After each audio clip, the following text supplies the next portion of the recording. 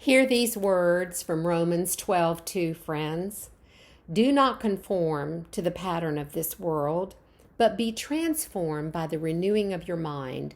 Then you will be able to test and approve what God's will is, his good, pleasing, and perfect will. So our question for today is, how has God been renewing your mind away from the world and toward God's will? Someone once said that we are spiritual beings in mortal bodies of clay, jars of clay. That which is spiritual is not flesh, and that which is flesh is not spiritual. This is our challenge, that while we dwell in the flesh, the pattern of the world caters to the flesh.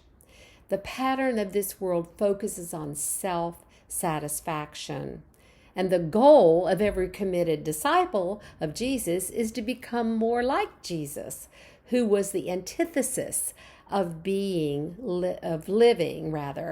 only for self-satisfaction. This is what Paul had in mind when he wrote that we might be transformed by the renewing of our minds.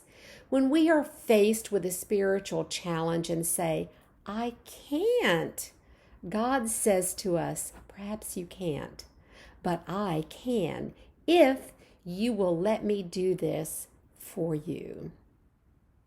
On our own strength, our ability to wage spiritual warfare is limited. Thus, it is, though, that when we yield our will to God's perfect will, that the power of the Holy Spirit transforms us, renews our mind to conform to the mind of Christ day by day. Believing and trusting that God can do this is what enables us to become more childlike in placing our hand in the hand of God to allow the Holy Spirit to mold us daily more and more into the likeness of Jesus. For me, when by God's grace I learned I cannot do what only God can do, and that living from the flesh shackled me to worldly patterns, that realization humbled me to yield to God's will and ask for that which was not within me. This in turn enables me to become a more open vessel and channel for God's grace, and it is how God is renewing my mind.